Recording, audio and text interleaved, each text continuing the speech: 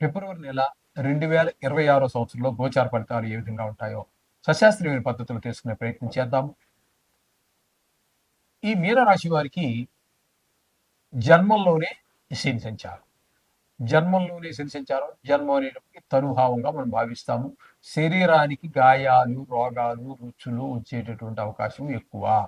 అలాగే చెడు ఆలోచనలు, చెడు ప్రవర్తన, కొంతమంది కొన్నిటికి కొన్ని దురలవాట్లకి అలవాటు అవుతూ ఉంటారు చూడండి.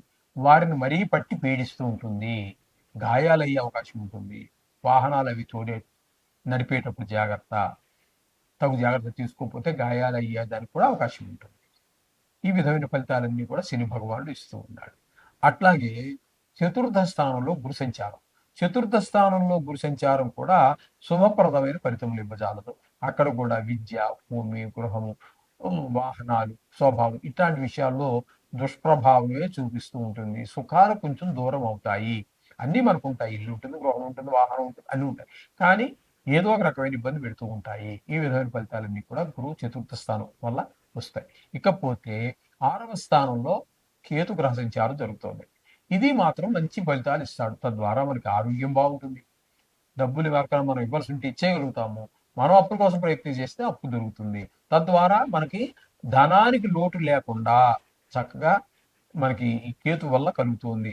అలాగే మంచి పేరు ప్రఖ్యాతులు వస్తాయి. మంచివాడు అనే పేరు ప్రఖ్యాతులు కూడా మనం తెచ్చుకోగలుగుతారు ఈ రాశి వారు ఈ కేతు గ్రహ సంచారం వలన. ఈ విధమైన ఇకపోతే ఏకాదశ స్థానంలో 4 గ్రహాల యొక్క సంచారం జరుగుతుంది. ఈ 4 గ్రహాలు నెల రోజులు ఉన్నాయా అంటే లేదు. కొన్ని రోజులు మాత్రమే ఏకాదశంలో ఉండి తదుపరి వ్యయ స్థానంలో ప్రవేశిస్తూ ఉన్నాయి. ఇక్కడ ఒక్కొక్క గ్రహాన్ని గురించి మనం చెప్పుకుందాం. ఇక్కడ శుక్ర గ్రహాన్ని తీసుకున్నట్టయితే ఏకాదశ స్థానంలో ఏ గ్రహం ఉన్నా యోగిస్తుంది.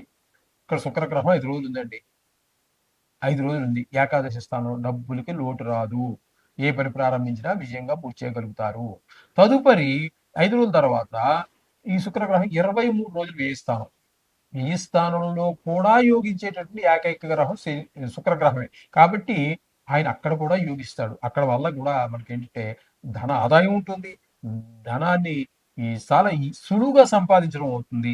అలాగే ఇక్కడ మీకు వ్యయ స్థానం కాబట్టి బెడ్ కంఫర్ట్స్ అంటారు. ఇంక దాని గురించి వివరణ అక్కర్లేదు. అది అంతవరకు అలాగే పెట్టుకోండి. ఆ శయ్య సుఖము ఇంక తెలుగులో చెప్పుకోవాలంటే ఆ విధమైనటువంటివన్నీ కూడా మనకి ఈ శుక్రుడు పూర్తి అనుకూలుడండి ఇక్కడ ఈ మీనరాశి వారికి. అలాగే ఇక్కడ రవిని గనక తీసుకున్నట్టయితే ఏకాదశి స్థానంలో 13 రోజులు యోగించి తీరుతాడు. 13 రోజులు ఏకాదశి అంటేనే యోగ కారకము. కాబట్టి ఆ 13 రోజులు కూడా మనకి ఏ లాభం, ధనానికి లోటు ఉండదు. అలాగే ఏ పని మొదలుపెట్టినా విజయంగా పూర్తి చేయగలుగుతారు. తదుపరి 15 రోజుల పాటు వ్యయంలో ఉన్నారు. అక్కడికి వచ్చేటప్పటికి మాత్రం మళ్ళీ మామూలే.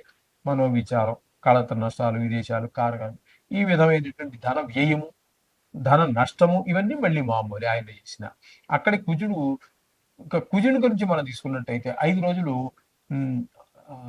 23 రోజులు ఏకాదశి ఇస్తాం. ఆయన యోగిస్తారు. బ్రహ్మాండంగా యోగిస్తాడు. ధనానికి లోటు రానివ్వరు. ఏమి ఉండదు. అన్ని రకాలుగా మీరు ఏ పని చేసినా దాన్ని దిగ్విజయంగా పూర్తి చేయగలుగుతారు. ఈ విధమైన పరిస్థితి అంతా కూడా 23 రోజుల పాటు కుజుడు కల్పిస్తున్నారు. తదుపరి అదే కుజుడు 5 రోజులు వ్యయంలోకి వచ్చారు. అక్కడికి వచ్చారు మళ్ళీ మామూలే. ధన వ్యయం, ధన నష్టం, మనోవిచారం ఇవన్నీ మామూలే. 12లో ఒక్క శుక్రుడు తప్పితే ఏ గ్రహము ఎప్పుడు ఎవరికి యోగించదు గోచార రీత్యా. ఇదొకటి గుర్తుపెట్టుకోవాలి. ఇక బుధుడిని తీసుకున్నట్టయితే బుధుడు 3 రోజులు ఏకాదశిలో ఉన్నాడు. బ్రహ్మాండంగా యోగిస్తాడు. ఆ తదుపరి 3 రోజులు పోతే 25 రోజుల పాటు మళ్ళీ వ్యయంలోకి వస్తారు. ఆయన అంతేనండి. ధన వ్యయం, ధన నష్టం ఇవన్నీ 12లో ఒక్క శుక్రుడు తప్పించి ఏ గ్రహము యోగించదు, యోగించజాలదు, శుభఫలితములు ఇవ్వరు, ఏ శుభఫలితములు ఇవ్వజాలరు. ఈ విధమైన ఫలితాలన్నీ దానివల్ల వస్తుంది. అంటే ఈ 4 గ్రహాలు శుక్ర, రవి, కుజ, బుధ ఎంతో కొంత ఏకాదశి స్థానంలో ఉండగా యోగిస్తున్నారు. వ్యయ స్థానంలోకి వెళ్ళి మధ్యలో వెళ్తున్నారు. నెల మధ్యలో. కాబట్టి వీటన్నిటిని సంక్రమణం అనొచ్చు, తప్పేమీ లేదు.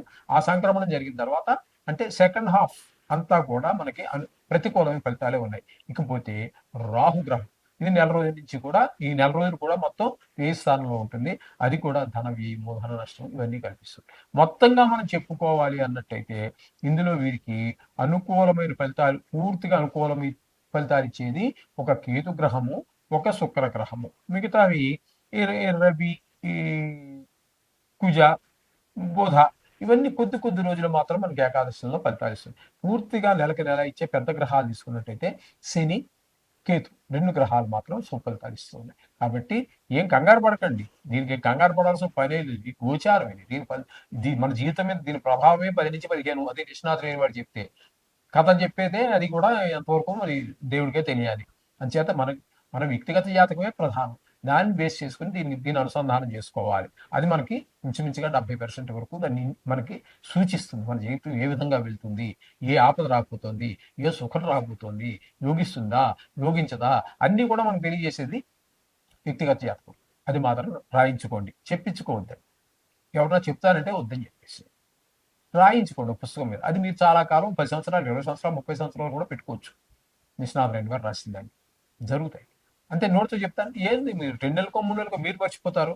మీరు వెళ్ళిన 10 నిమిషాల లోపల నేను మర్చిపోతాను. నేనే కాదు ఎవరైనా సరే. మరి ఎవరో వస్తుంటారో అది చెప్పాలి కదా! ఇది పెట్టుకొని కూర్చుంటే అవుతుందండి మరి. అంచేత date of birth, time of birth, place of birth అన్నీ ఉన్నప్పుడు జాతకం రాయించి పెట్టుకోండి. దాన్ని శుభ్రంగా బైండింగ్ చేసి పెట్టుకోండి.